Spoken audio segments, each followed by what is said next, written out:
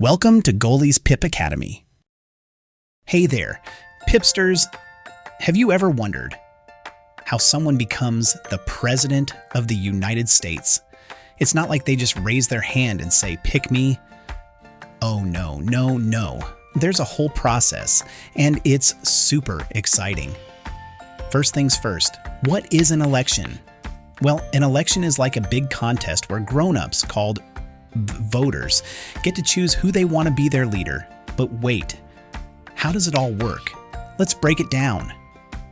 Before anyone can be elected president, they have to meet some special rules. Like what?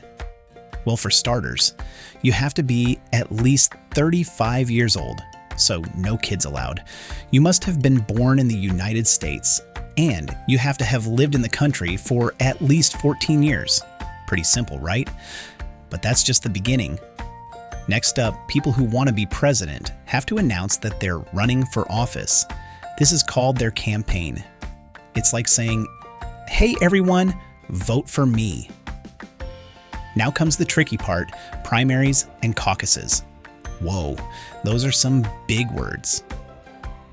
Primaries and caucuses are special events where voters in each state choose who they want their political party's candidate to be. The winners of these events move on to the final competition, the general election. Okay, let's see how much you remember so far. Here's the question, true or false? You must be at least 35 years old to run for president.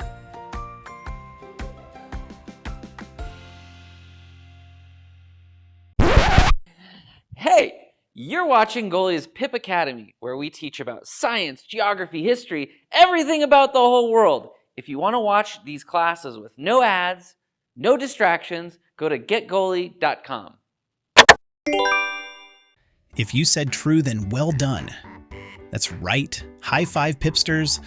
All right, back to the action. After the primaries and caucuses, each party officially picks their candidate at something called a national convention. It's like a huge party where they say, "This is our choice for president." But wait, how do we decide who wins the presidency? Here's where it gets really interesting. On Election Day, millions of Americans go to polling places to cast their votes. But here's a secret not everyone knows. When people vote for president, they're not actually voting directly for the candidate. Instead, they're voting for a group of people called electors, who are part of the Electoral College. The Electoral College might sound like a school for wizards, but it's actually a system that helps decide the winner.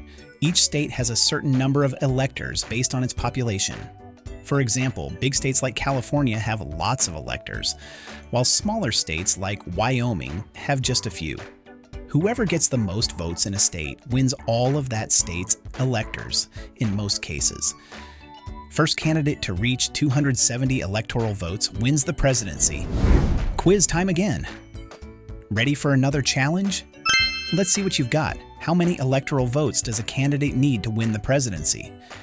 A, 100, B, 270, C, 400, 35D, 500.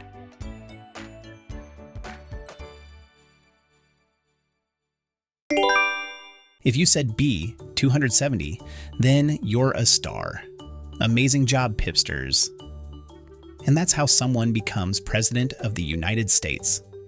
Pretty cool, huh? It takes a lot of hard work, dedication, and teamwork to make it all happen. If you loved learning with us today, don't forget to subscribe to our channel so you can explore more amazing topics. And be sure to check out our other playlists for even more fun and learning. Bye for now.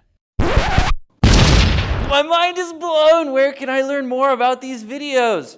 Oh yeah, getgoalie.com. There's no ads, there's no junk, just cool stuff for kids and a dedicated tablet. Check it out, getgoalie.com.